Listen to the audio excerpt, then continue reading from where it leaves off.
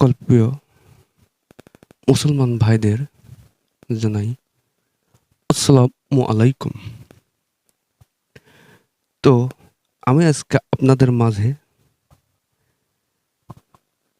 ইদ্রিস আলাইহিসসালামের সম্পর্কে কিছু কথা বলবো।